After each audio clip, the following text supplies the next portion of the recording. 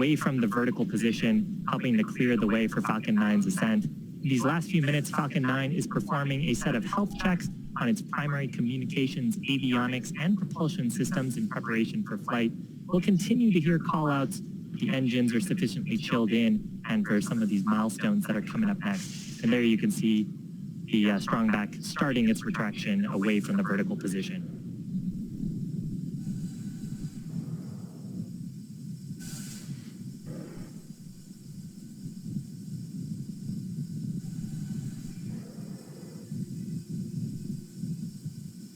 And so we saw that strongback or transport erector retract ever so slightly from the Falcon 9 rocket. It will retract fully. Bleed verification. Just as we get to the moment of liftoff to allow for Falcon 9 to clear the pad. Also happening now are some checks of the second stage thrust vector control actuators. That is often referred to as an engine wiggle test, and this is when SpaceX moves the thrust nozzles.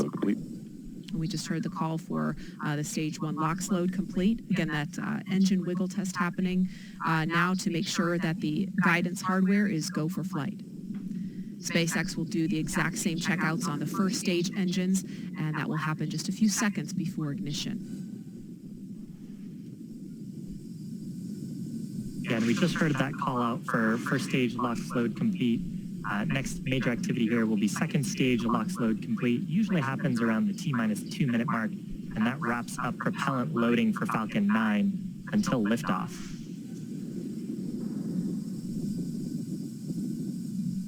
Dragon also continuing to perform final health checks to make sure all of its systems are ready to go for ascent and rendezvous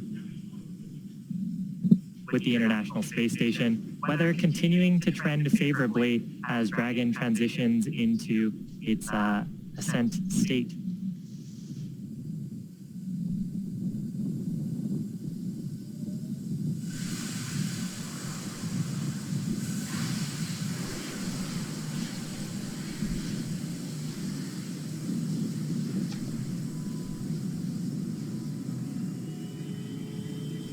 Weather remaining go as we are approaching the T-1 minute mark when Dragon will transition to internal power.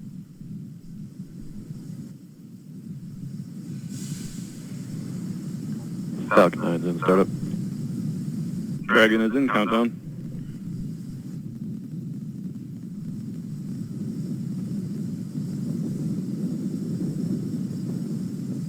LD, go for launch. Launch director. Launch director pulled go for launch. So with that, all systems are currently go for just over T-minus 30 seconds to liftoff. T-minus 30 seconds. And at T0, the rocket will be released from the hold down clamps at the pad. And as I mentioned earlier, that strongback right next to the rocket will retract the rest of the way, clearing the way for liftoff. Stage 1, press for flight. T-minus 15 seconds. Falcon 9 is configured for flight. 10, 9, 8, 7, 6, 5, 4, 3, 2, 1, 0. Ignition. Liftoff. And liftoff of the 22nd SpaceX cargo resupply mission, bringing new solar arrays to the International Space Station. Stage 1 propulsion is nominal.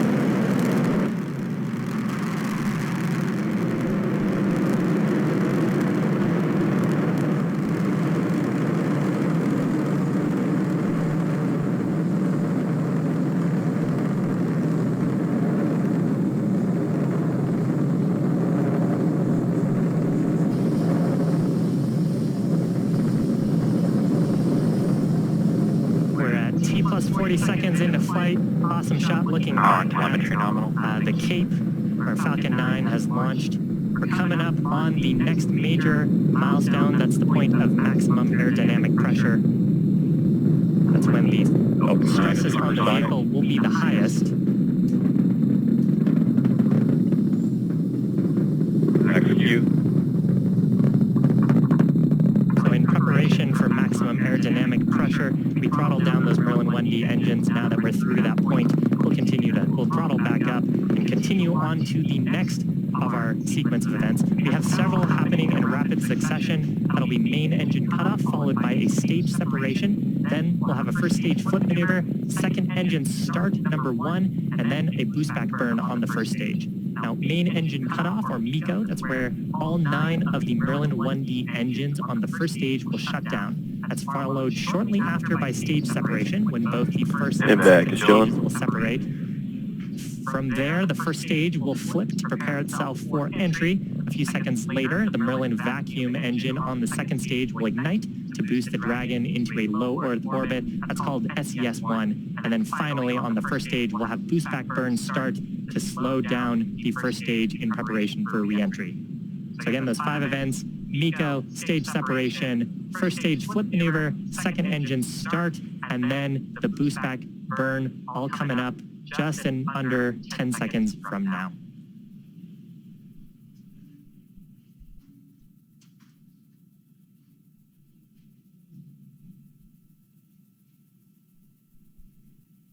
And MECO.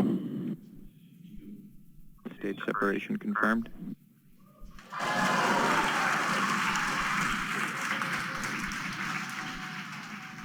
In-bag ignition. Stage 1 boost back startup. So successful Merlin vacuum engine startup. First stage has begun its boost back burn. That burn expected to last about 30 or so seconds. Here's a shot of the second stage Merlin vacuum nozzle. You can see it starting to heat up as we begin this burn. The second stage will continue to burn here for several minutes until about the T+8 minute mark.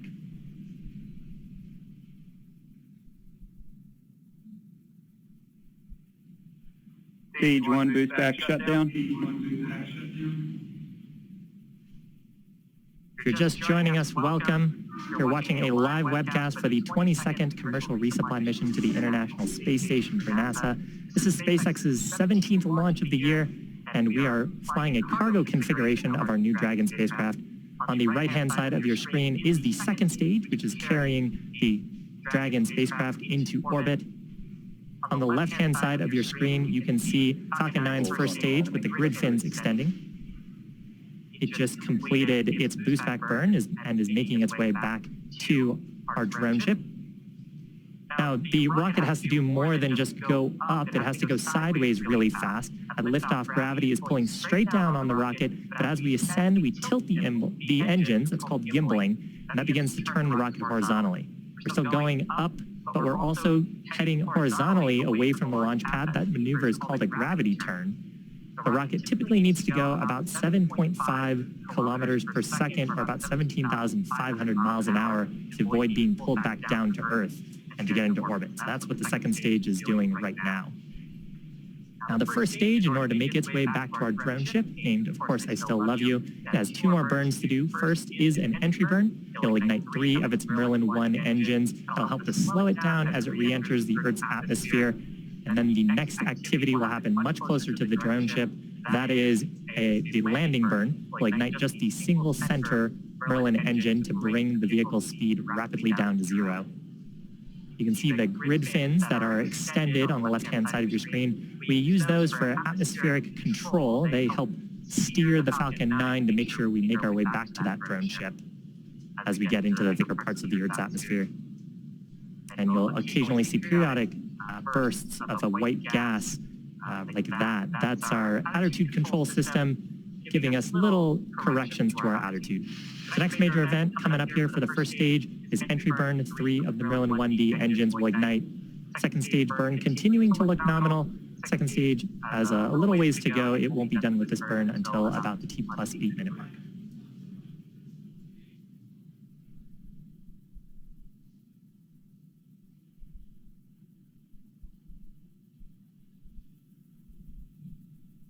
Stage 1 STS is saved. Trajectory nominal. Stage 1 entry burn startup. So with that, 3 Merlin 1D engines on the first stage igniting to reduce the vehicle's velocity. You can see that on the bottom left corner of your screen. This burn expected Stage to last 1 about entry 20 burn shut seconds. down. So from here, the grid fins will continue to take the first stage towards our drone ship stationed out in the Atlantic Ocean. At this point, T plus 6.5 minutes into flight, second stage is making its way to the initial orbit to drop off the Cargo Dragon spacecraft. And if you're just joining us, welcome. On your screen is a live view of Falcon 9's first stage on the left, the second stage on the right. We had an on-time liftoff at 1:29 p.m. Eastern Time. Nominal ascent so far. Talking a little bit more about Stage 1 transonic.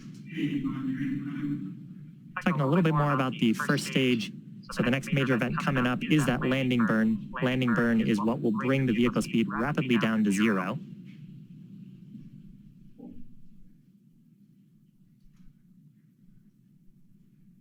Amazing shots of the first stage during re-entry.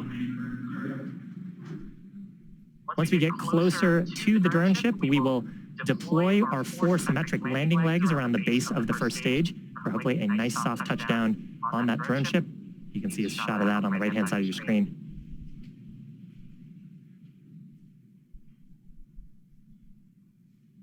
Stage 1 landing leg deploy.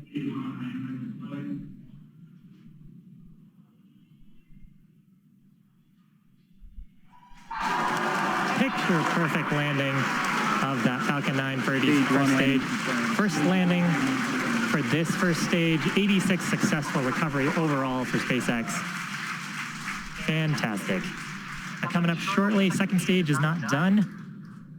It will be coming up on second engine cutoff, Terminal guidance. about under 30 seconds from now. It's been burning that whole time since stage separation to bring the 7,000 pounds of cargo into the initial orbit around our planet. And you can see we're getting close to orbital velocity.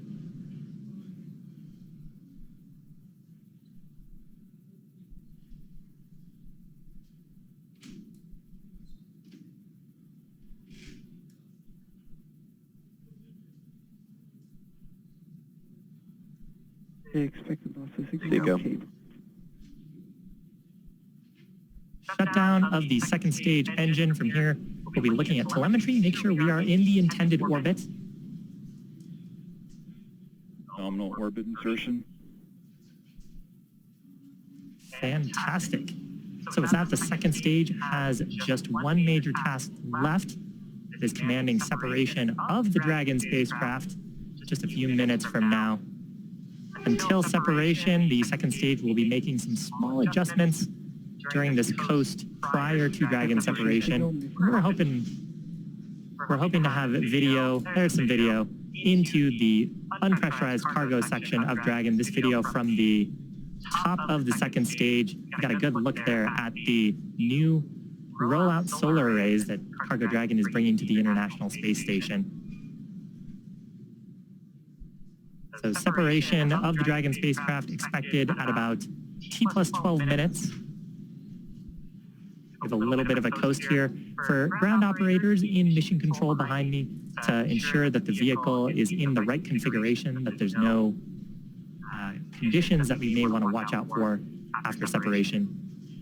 But Dragon and the Stage 2 right now in orbit. And coming up after that separation event, which hopefully we'll get a view like this of Dragon gently floating away, the Dragon spacecraft will begin to perform some of its own checkouts. Dragon is equipped with 12 service section Draco thrusters that are used primarily for attitude control and proximity next to the space station. It's also got 4 Draco thrusters on the top of the vehicle underneath its nose cone that we use for our thrust maneuvers to help us rendezvous with the International Space Station.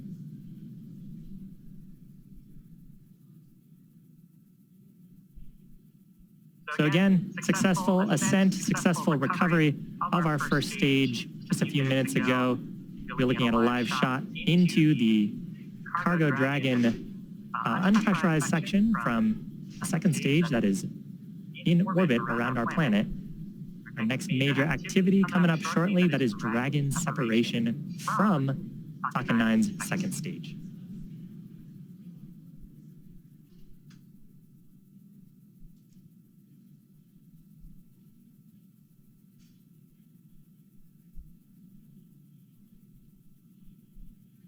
Something a little bit different about this Dragon spacecraft. If you followed our first version of Dragon, you'd know that it had deployable solar arrays. This version of Dragon has conformal solar arrays on the body of the spacecraft. So those are mounted along the exterior panel of the trunk that we're looking into right now. Those provide power for the spacecraft as it makes its way to the space station. Dragon separation confirmed.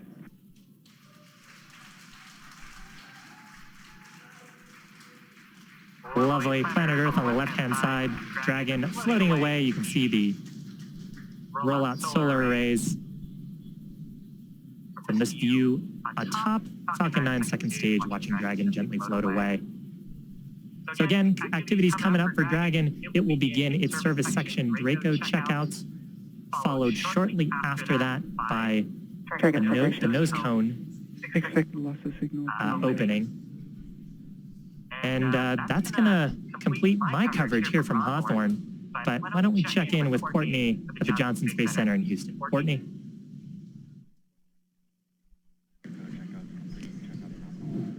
Thanks, Shiva. Again, just standing by for that nose cone deploy.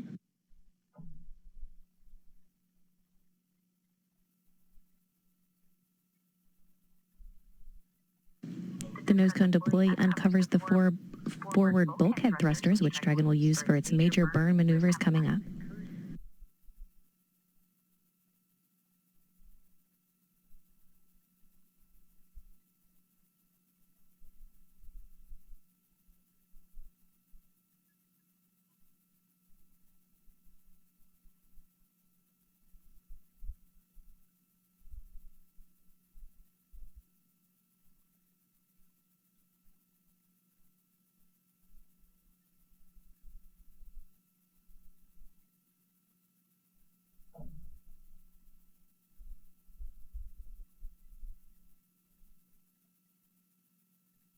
And nose cone hooks are driving now.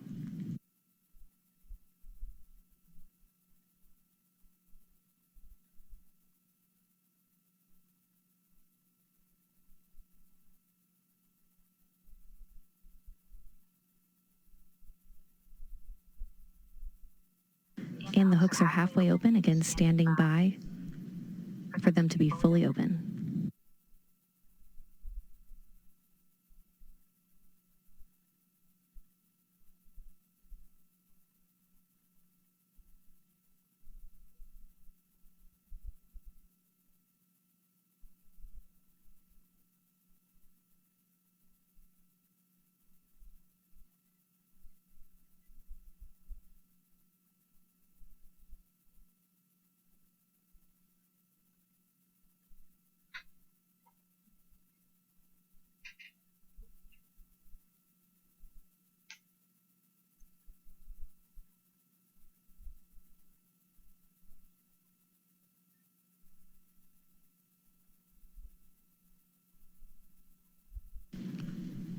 Again, standing by for nose cone deploy. That nose cone will stay open in the position until the very end of the mission.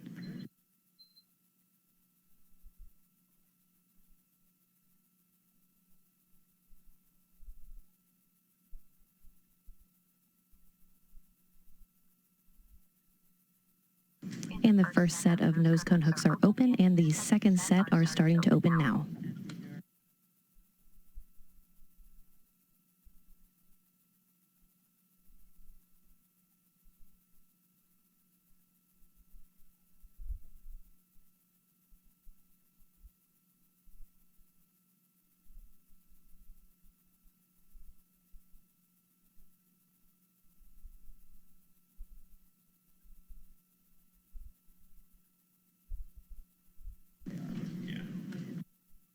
Again, once the nose cone is open, it will stay in that position until the very end of its mission, closing prior to re-entry to provide some additional protection to some hardware during re-entry.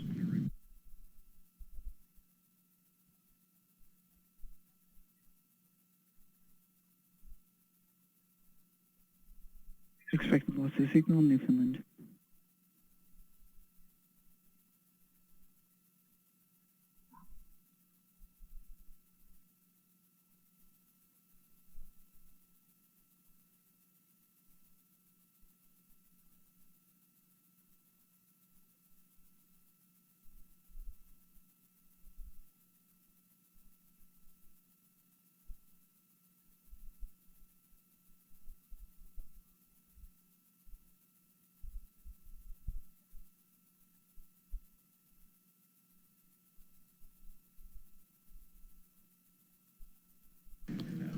Again, standing by for confirmation of nose cone deploy, and this nose cone deploy will uncover those 4 bulkhead thrusters, and that's what Dragon will use for its major burns coming up throughout the next day to catch up with the space station before docking. Acquisition signal, Green Hilly.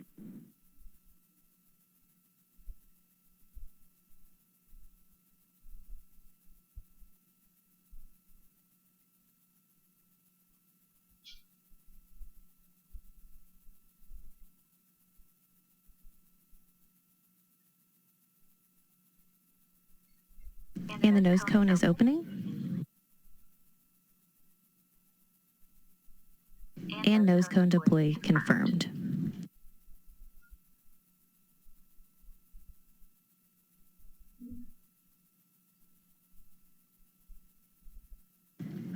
And with nose cone deploy now confirmed, now joining me on the phone is manager of the International Space Station Office for Systems Engineering and Integration, Jeff Arend.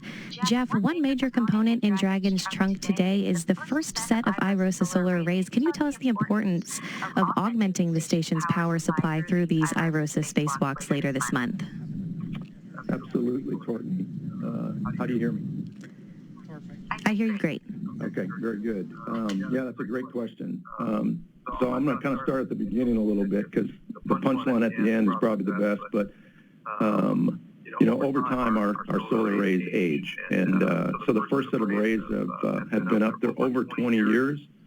Our most recent arrays we brought up, just before shuttle retirement. Those arrays are over 10 years old as well. And then the set in between are closer to 15 years old. So over time, the arrays aren't as efficient at generating power. So that's one of the things we wanted to fix with the augmentation. So when the first 2 we do are the oldest arrays, which makes sense, the first 2 that we replace. And that will effectively restore those arrays back to what we would call their beginning of life properties. And in the case of the new arrays, the ones that are 10 to 15 years old that will eventually get the IROSAs, they'll actually be able to generate more power than they can today.